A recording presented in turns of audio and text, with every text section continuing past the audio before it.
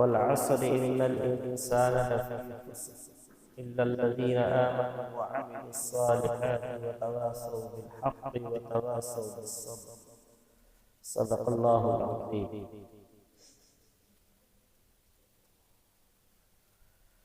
محترم بزرگوں، دوستوں اور عزیز بھائیوں، اللہ جل جلالہ نے ہم سب کی کامیابی کا دعویٰ جو رکھا ہے وہ کامل اور مکمل دین میں رکھا ہے۔ اللہ تعالیٰ کو جو مطلوب اور مقصود ہے وہ کامل اور مکمل دین ہے۔ کامل اور مکمل دین کی دعوت لگائی گئی نبی علیہ السلام کے ذریعے سے۔ سارے نبیوں نے آ کر اس بات کی دعوت دی کہ مکمل دین کو اختیار کرو۔ جس قوم نے، جس برادری نے، جس علاقے والوں نے اپنے نبیوں کی بات کو مانا، اللہ تعالیٰ نے ان کو کامیاب کیا۔ جنہوں نے نہیں مانا، اللہ نے ان کو ناکام کیا۔ سب سے آخر میں آخری نبی حضرت محمد رسول اللہ صلی اللہ علیہ وسلم جو خاتم النبیین ہیں، آخری نبی ہیں، نبیوں کی سب سے آخری کڑی ہے، انہوں نے آ کر قیامت تک کا دین پیش کیا، کیونکہ آپ قیامت تک کے نبی ہیں۔ اب آپ کے بعد کوئی نبی نہیں آنے، آپ کی نبوت کامل، آپ کی جو ہے شریعت کامل، آپ کا دین کامل۔ اب یہی دین جو ہمارے نبی علیہ السلام لے کر آئے ہیں، اور یہی شریعت جو ہمارے نبی علیہ السلام لے کر آئے ہیں، یہ قیامت تک چلے۔ پہلی شریعتوں میں کچھ نہ کچھ رد و بدل ہوا، وہ قوم کی اور علاقے والوں کی جاہلیت کی بنیاد پر، ان پڑھ پنے کی بنیاد پر کہ قوموں نے اس میں رد و بدل کیا، تو اللہ تعالیٰ نے اس کو منسوخ کر دیا۔ اور پھر اس کے بعد میں جتنی ہمارے نبی علیہ السلام کو جو کتاب دی گئی ہے، ہمارے نبی علیہ السلام کو جو شریعت دی گئی ہے، یہ کامل اور مکمل اور قیامت تک کے لیے دی گئی ہے۔ اب یہی شریعت قیامت تک کے لیے، اور اس کا حفاظت کا وعدہ خود اللہ نے فرمایا، اِنَّا نَحْنُ نَزَّلْنَا الذِّكْرَ وَإِنَّا لَهُ لَحَافِظُونَ، کہ ہم نے اس کو نازل کیا، ہم اس کی حفاظت کرتے ہیں۔ اور اللہ تعالیٰ نے اس کی حفاظت کا بندوبست بھی فرمایا۔ اس لیے میرے دوستوں بزرگوں، ہمیں تو وہ کامل اور مکمل دین جو ہمارے نبی دے کر گئے ہیں، اس دین کو سیکھ کر اپنی زندگی میں اتارنا۔ جو اس دین کو اپنی زندگی میں اتارے گا، اللہ اس کو کامیاب کر دیں گے، اور جو اس دین کو اپنی زندگی میں نہیں اتارے گا، اللہ اس کو ناکام کرے گا۔ اللہ تعالیٰ کا کسی کے ساتھ کوئی رشتہ ناتا نہیں ہے۔ اللہ تعالیٰ بے نیاز ہے۔ جو اللہ کی طرف چلے گا اور اللہ کی طرف دوڑ لگائے گا، اور اس کے اندر جو جد و جہد کرے گا، کوشش کرے گا، اللہ تعالیٰ اس کو دیں گے، اور جو کوشش نہیں کرے گا، نہیں چاہے گا، اللہ اس کو نہیں دیں گے۔ اس لیے اللہ سے اور اللہ سے دین کو لینے کے لیے، اور اللہ کی محبت کو لینے کے لیے، اور اللہ کا محبوب اور اللہ کا لازمہ بننے کے لیے، اللہ کے دین کے لیے اپنے آپ کو قربان کرنا پڑے گا۔ جو اپنے آپ کو قربان کرے گا اور جو قربانی کے میدان میں اپنے آپ کو اتارے گا، اللہ اس کو دین دے گا۔ اس لیے میرے بھائیوں، یہ دین اللہ کا پاکیزہ دین، متبرک دین، بابرکت دین جس زندگی میں آتا ہے اس زندگی کو برکت والا بنا دیتا ہے۔ جس زندگی میں دین نہیں ہوتا اس زندگی کی برکت چلی جاتی ہے۔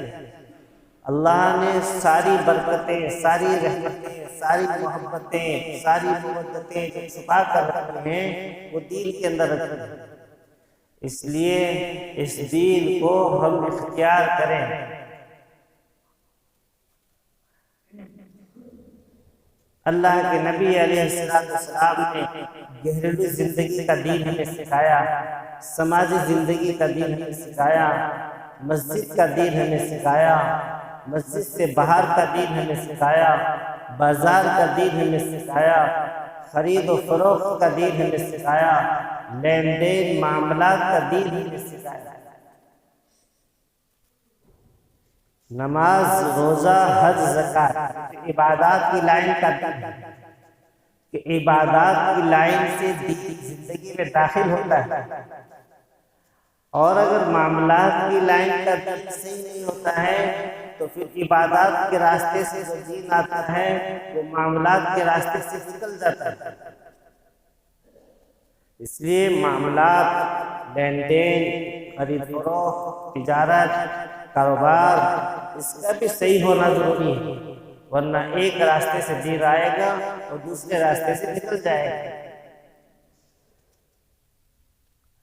اس لیے دین کو زندگی میں باقی رکھنے کے لیے اور دین کو قائم رکھنے کے لیے معاملات کا بھی صحیح ہونا ضروری ہے۔ آج نماز، روزہ، حج، زکوٰۃ اسی کو ہم نے دین سمجھ لیا، بلکہ یہ تو اللہ تعالیٰ کے احکامات ہیں۔ کامل و مکمل دین نہیں ہے۔ کامل و مکمل دین تو 24 گھنٹے کی زندگی کا نام ہے، صبح سے لے کر شام تک، شام سے لے کر صبح تک، کہ ہر چیز کے اندر ہم اپنے نبی علیہ السلام کی سنت کا اتباع کر رہے ہیں۔ کہ ہم یہ دیکھیں گے کہ ہمارے نبی نے کیا عمل کر کے دکھایا، ہمارے نبی نے ہمیں کیا بتایا۔ اللہ کے نبی علیہ السلام نے فرمایا قیامت کے دن جو سب سے پہلا عمل ترازو میں تولا جائے گا، ترازو میں جو رکھا جائے گا، پلڑے میں جو رکھا جائے گا، قرآن میں فرمایا فَمَن يَعْمَلْ مِثْقَالَ ذَرَّةٍ خَيْرًا يَرَهُ وَمَن يَعْمَلْ مِثْقَالَ ذَرَّةٍ شَرًّا يَرَهُ۔ سب سے ہیبت ناک آیت جو قرآن میں ہے وہ یہی ہے کہ وہاں تو ایک ذرے کو بھی تول دیا جائے گا۔ ذرہ کسے کہتے ہیں؟ وہ جو سورج کی شعاعوں میں جو کرنیں اڑتی ہیں، جب آدمی سورج کی طرف دیکھتا ہے، سورج کی روشنی کی طرف دیکھتا ہے تو پھر وہ کرنیں اڑتی ہوئی نظر آتی ہیں، چھوٹے چھوٹے ذرات جو ہاتھ میں بھی نہیں پکڑے جاتے۔ فرمایا اس کو کہتے ہیں ذرہ، کہ قیامت کے دن ایسا ترازو لگے گا، ایسا ترازو لگے گا کہ وہاں تو ذرہ بھی تول دیا جائے گا۔ نیکی اگر ذرے کے برابر کی ہے تو وہ تولی جائے گی، اور بدی اگر ذرے کے برابر کی ہے تو وہ تولی جائے گی۔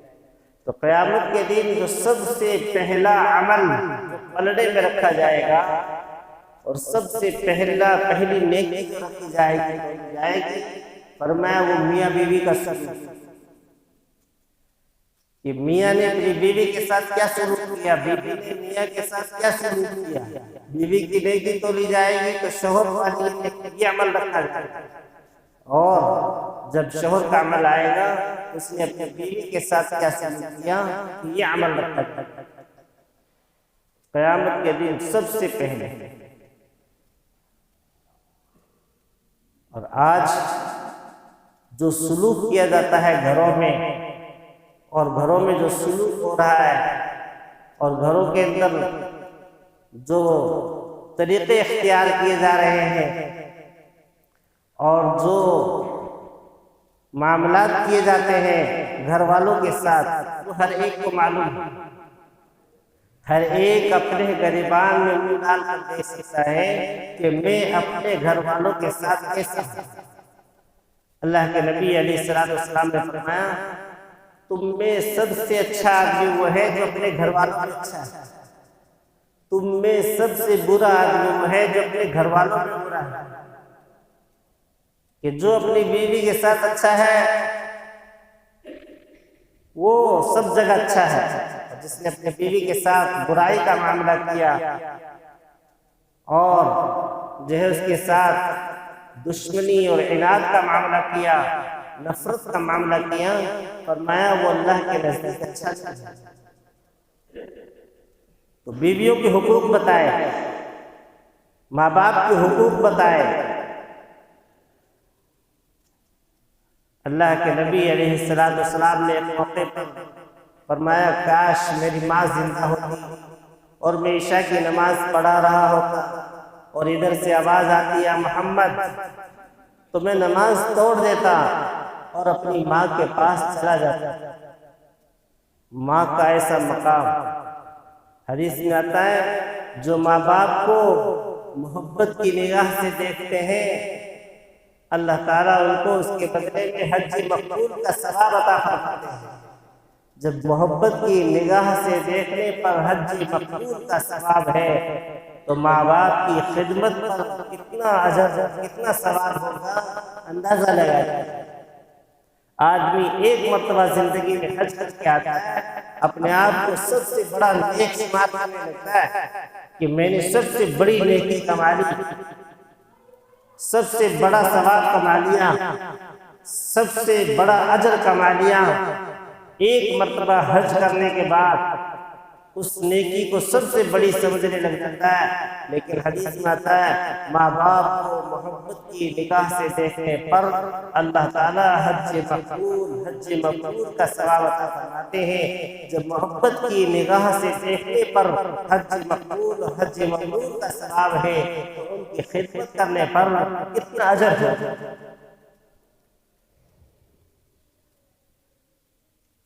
اس لیے وہ لوگ خوش قسمت ہیں، سعادت مند ہیں، نیک بخت ہیں جن کے والدین میں سے کوئی ایک اگر کسی کا زندہ ہے اور وہ ان کی خدمت کر رہا ہے تو ان کے لیے بڑی سعادت کی بات ہے۔ خاص کر ان دنوں میں جن دنوں میں ماں باپ اولاد کی خدمت کے محتاج ہو جائیں اور پھر اولاد اگر خدمت کرے بہت زیادہ اجر بڑھ جاتا ہے، بہت زیادہ ثواب بڑھ جاتا ہے۔ اللہ کے نبی علیہ السلام نے ایسے ہی تھوڑی کہہ دیا کہ کاش میں عشاء کی نماز پڑھا رہا ہوتا، ادھر سے آواز آ جائے محمد، تو میں نماز چھوڑ دیتا اور اپنی ماں کے پاس چلا۔ ماں کا بھی کوئی مقام ہے۔ حدیث میں آتا ہے قیامت کے دن ایک زمانہ آ جائے گا، قیامت کے قریب ایک زمانہ آئے گا کہ لوگ ماں باپ کے ساتھ برا سلوک کریں گے اور محبت کا ایک طریقہ بتایا ہے، محبت میں غلو نہیں بتایا۔ اللہ تعالیٰ ہے اللہ کے نبی علیہ السلام جو دین لے کر آئے ہیں وہ اوسط درجے کا دین ہے، درمیان، نہ اس میں افراط ہے نہ تفریط ہے کہ بیوی کی محبت میں آ کے ماں کو بھول جائے اور ماں باپ کی محبت میں آ کے بیوی کو بھول جائے کہ نہیں، بیوی کو بیوی کا درجہ دینا ہے اور ماں کو ماں کا درجہ دینا ہے۔ کہ قیامت کے قریب ایک زمانہ آئے گا کہ لوگ بیویوں کو قبلہ اور کعبہ بنا لیں گے اور ماں باپ کے ساتھ سوتیلا معاملہ کریں گے، دوستوں کو کہیں گے اہلا وسہلا مرحبا، آئیے تشریف لائیے، آگے بٹھائیں گے، اور ماں باپ کے ساتھ دوسرا سلوک کریں گے کہ قرب قیامت کا زمانہ ہوگا۔ تو بیوی کے ساتھ اچھا سلوک کرنا ہے، یہ بھی نہیں کہ ہم ان کی محبت پہ اتنے غالب آ جائیں کہ بیویوں کے حقوق کو پامال کر دیں اور بیوی کی محبت میں ایسے غالب آ جائیں کہ بیوی کی محبت میں آ کر ماں باپ کو بھول جائیں۔ ماں باپ کو ماں باپ کا درجہ دینا ہے، ہر ایک کا مقام، ہر ایک کا درجہ اللہ کے نبی علیہ السلام ہمیں بتا کر گئے ہیں۔ اس لیے ماں کو ماں کا درجہ دینا ہے، اولاد کو اولاد کا درجہ دینا ہے، باپ کو باپ کا درجہ دینا ہے، بھائی کو بھائی کا درجہ دینا ہے، بہن کو بہن کا درجہ دینا ہے۔ اللہ کے نبی علیہ السلام کو اپنے بھائی بہنوں میں اکلوتے تھے، نہ آپ کے کوئی بھائی تھا نہ کوئی بہن تھی، لیکن آپ نے بہنوں کے حقوق بھی بتائے زندہ کر کے، بھائیوں کے حقوق بھی بتائے زندہ کر کے، بہنوں کے حقوق بھی بتائے زندہ کر کے۔ عملی طور پر آپ کی ایک بہن ہے،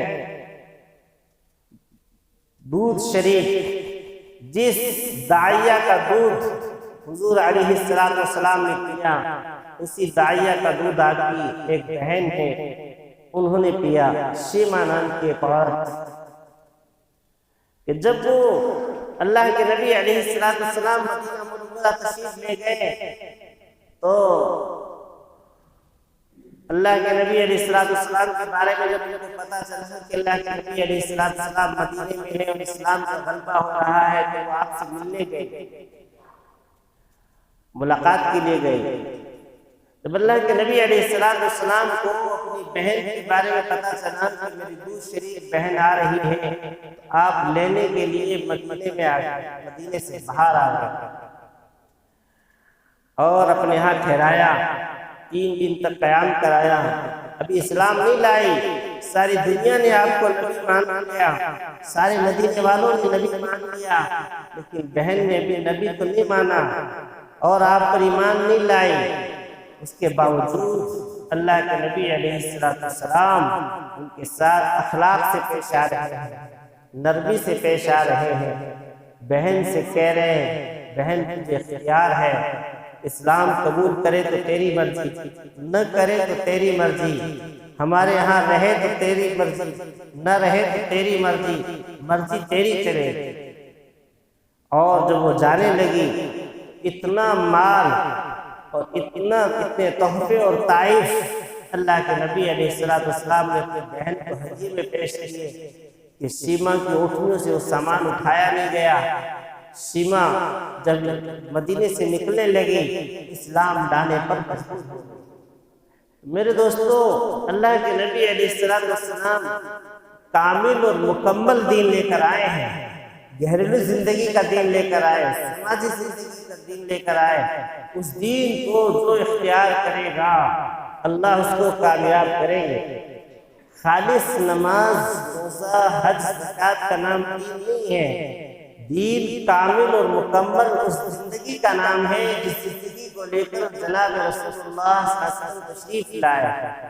تو آپ علیہ السلام جو شریعت لے کر آئے ہیں، جو کتاب لے کر آئے ہیں، اس کتاب میں اللہ نے وہ ہدایت چھپا کے رکھی ہے، قیامت تک کے آنے والے انسانوں کی ہدایت قرآن پاک ہے، کہ قرآن پاک کو پڑھو، قرآن پاک کو پڑھاؤ، قرآن پاک کو سیکھو، قرآن پاک کو سکھاؤ، پتہ چلے گا تمہارا رب تمہیں کیا کہہ رہا ہے۔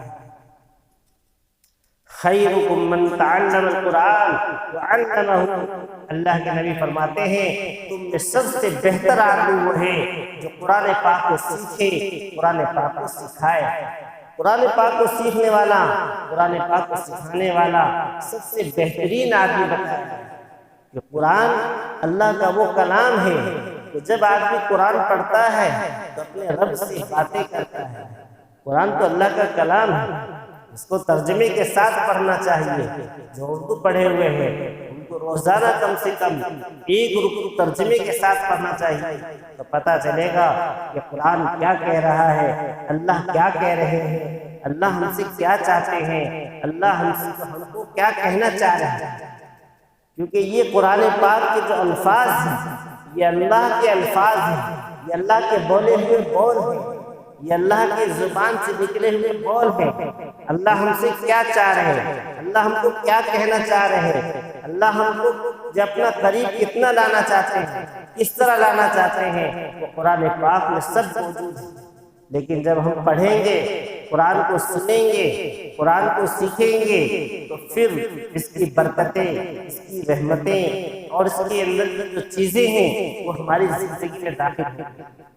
اور دوستو قرآن پاک کے بغیر اندھیرا ہی اندھیرا ہے، گمراہی ہے۔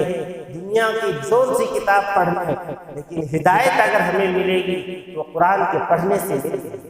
ہم اپنے بچوں کو چاہے جو پڑھائیں، انکار نہیں ہے کسی بھی پڑھائی سے، لیکن سب سے پہلے قرآن پاک کی تعلیم دلائیں، قرآن پاک کو سکھائیں، قرآن پاک کو سیکھیں۔ ہمارے بڑوں نے بوڑھوں نے قرآن سیکھا، اللہ نے ان کی زندگیوں کو روشن بنایا تھا، ان کی زندگیوں کو منور بنایا تھا، ان کی زندگیاں چمکتی ہوئی تھی۔ آج جو ہماری قوم میں، ہماری برادری میں جو اندھیرا سا نظر آ رہا ہے، اس کی وجہ یہ ہے کہ ہم قرآن پاک سے غافل ہو گئے۔ جو قرآن پاک پڑھے ہوئے ہیں وہ قرآن پاک کی تلاوت نہیں کرتے ہیں، اور جو تلاوت کرتے ہیں وہ بغیر ترجمے کے کرتے ہیں۔ اس لیے قرآن پاک کا ترجمہ بھی پڑھیں، قرآن پاک کی تلاوت کریں، قرآن پاک کو اپنے عمل میں لائیں، روزانہ کی تلاوت میں لائیں، روزانہ کے عمل میں لائیں۔ یہ افضل الذکر ہے۔ جب قرآن پاک کو زیادہ سے زیادہ پڑھیں گے تو دل روشن ہوگا۔ حدیث میں آتا ہے جس گھر میں قرآن پڑھا جاتا ہے وہ گھر آسمان والوں کے نزدیک ایسے چمکتا ہے جیسے زمین والوں کے ستارے چمکتے ہیں۔ تو ہمارے لیے ہمارے گھر آسمان والوں کے نزدیک ایسے چمکیں جیسے زمین والوں آسمان والوں کے لیے آسمان کے ستارے ہمیں چمکتے ہوئے نظر آتے ہیں، ایسے ہمارے گھر چمکتے ہوئے نظر آئے آسمان والوں کو۔ یہ کب ہوگا؟ جب ہمارے گھروں میں قرآن پڑھا جائے گا، ہمارے گھروں میں سجدے ہوں گے، ہمارے گھروں میں نمازیں زیادہ ہوں گی، ہمارے گھروں میں قرآن کی تلاوت ہوگی، اللہ کا نام لیا جائے گا، اللہ کے نام کے بول بولے جائیں گے۔ چھوٹے چھوٹے ننھے معصوم بچے جب قرآن پڑھیں گے تو پھر ہمارے گھر آسمان والوں کو ایسے نظر آئیں گے جیسے ہمیں ستارے نظر آتے ہیں۔ اس لیے میرے بھائیوں، ہم قرآن کو اپنا مشغلہ بنائیں، کیونکہ اللہ کے نبی نے کہہ دیا، کوئی کہے نہ کہے، سارے انسانوں میں افضل، سارے انسانوں میں سب سے بہترین، سارے انسانوں میں سب سے زیادہ اخلاق والے، سارے انسانوں میں سب سے زیادہ علم رکھنے والے، سارے انسانوں میں سب سے زیادہ دانشمند وہ شخصیت یہ کہہ رہی ہے، وہ انسان یہ کہہ رہے ہیں کہ خیرکم من تعلم القرآن وعلمہ، تم میں سب سے بہتر آدمی وہ ہے جو قرآن پاک کو سیکھے، قرآن پاک کو سکھائے۔ تو قرآن پاک کا سیکھنے والا، سکھانے والا اللہ رسول کے نزدیک سب سے بہترین ہے، سب سے اچھا انسان ہے۔ تو ہم اپنی اولادوں کو اچھا انسان بنائیں، ہم خود اچھے انسان بنیں، ہم اپنی بچیوں کو اچھی بنائیں۔ یہ ہماری اولادیں، یہ ہمارے معصوم بچے، یہ ہمارے چھوٹے ننھے بچے، یہ ہمارے آنے والا مستقبل کا اثاثہ ہے، یہ آنے والے زمانے کی ایک جو ہے انمول قیمت ہے، یہ اثاثہ ہے، یہ ہمارا قیمتی سامان ہے۔ اس کو ہم قیمتی بنائیں۔ یہ قیمتی کیسے بنیں گے؟ جب ان کو تعلیم سے مزین کیا جائے گا، قرآن پاک کی تعلیم سے مزین کیا جائے گا، ان کو پڑھایا جائے گا، ان کو جو ہے صحیح تعلیم دی جائے گی، تو پھر یہ قیمتی بنیں گے۔ اور اگر ان کو تعلیم سے محروم کر دیا گیا، اولاد پر غور نہ کی گئی، اور چند کوڑیوں کے لالچ میں، چند پیسوں کے لالچ میں، اور چند جو ہے ٹھیکروں کے لالچ میں، اور چند پیسے کے لالچ میں اگر تعلیم سے کوڑا رکھ دیا اولاد کو، تو دوستو کل قیامت کے دن یہ اولاد یہ ہمارا گریبان پکڑے گی، یہ اولاد یہ ہمارے لیے پکڑ اور گرفت کا ذریعہ بن جائے گی کہ ان ماں باپ نے ہمیں قرآن میں سکھایا، ان ماں باپ نے ہمیں چند پیسے کے لالچ میں تعلیم سے